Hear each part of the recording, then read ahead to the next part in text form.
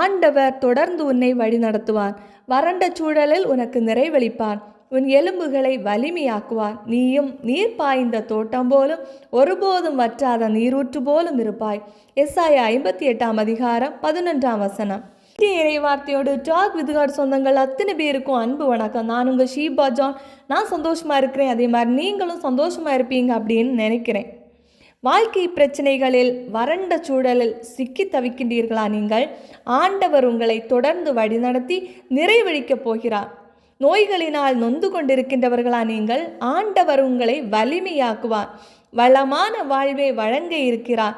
விசுவசிக்கின்றவர்கள் அதிசயத்தை காண முடியும். ஆம், 2 திமோத்தேயு 3 அதிகாரம் 16 மறைநூல் அனைத்தும் கடவுளின் தூண்டுதல் பெற்றுள்ளது.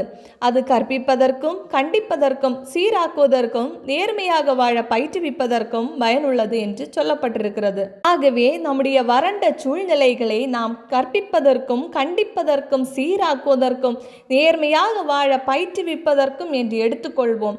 கடவுள் நம்மை நிறைவாக ஆசீர்வதிப்பார்.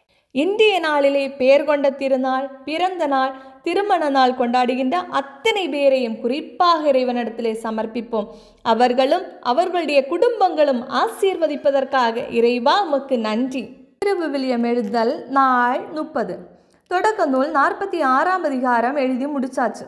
யாக்கோபு தம் குடும்பத்துடன் எகிப்து செல்லல், எகிப்தில் யாக்கோபின் குடும்பம் என்ற 2 தலைப்புகளிலே கொடுக்கப்பட்டுள்ளது. சற்று அலசுவோம் வாருங்கள். இஸ்ரவேல் தமக்கிருந்த யாவற்றையும் சேர்த்து கொண்டு பேர்சபாவுக்கு சென்றான். அவ்விடத்தில் தம் தந்தை ஈசாக்கின் கடவுளுக்கு பலிகளை ஒப்பு கொடுத்தான். அன்றிரவு கடவுள் இஸ்ரேலுக்கு காட்சியளித்து யாக்கோபு யாக்கோபு என்று அழைத்தார்.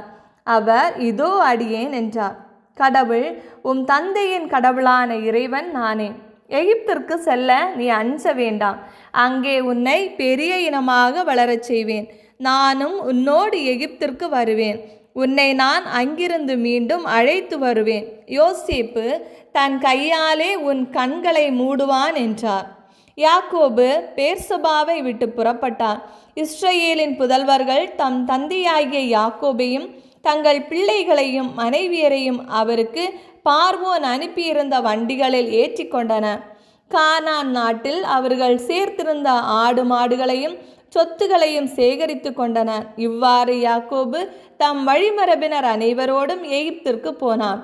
தம் புதல்வரையும் அவர்கள் புதல்வரையும் தம் புதல்வியரையும் புதல்வரின் புதல்வியரையும் தம் வழிமரபினர் அனைவரையும் அவர் தம்மோடு எகிப்திற்கு அழைத்து கொண்டு சென்றார். எகிப்திற்கு யாக்கோபோடு வந்தவர்கள் மொத்தம் 66 பேர்.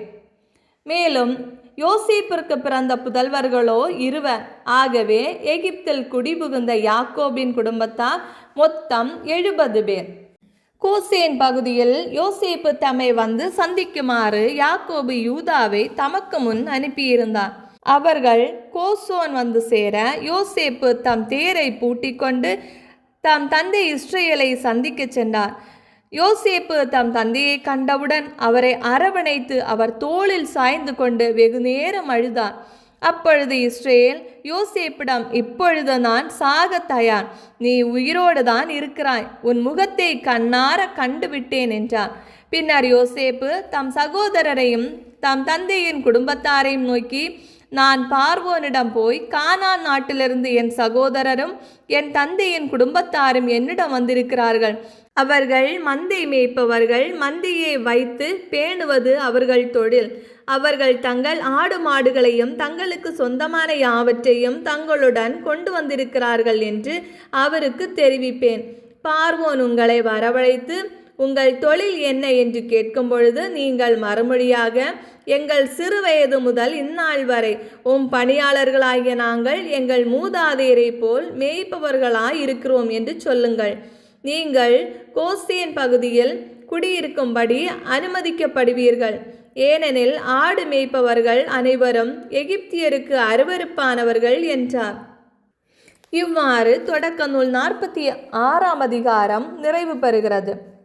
தொடர்ந்து 47 அதிகாரத்திலே பார்வோன் யோசேப்பிற்கு என்ன மறுபடி கொடுக்கின்றார் திருந்து பார்க்கலாம்.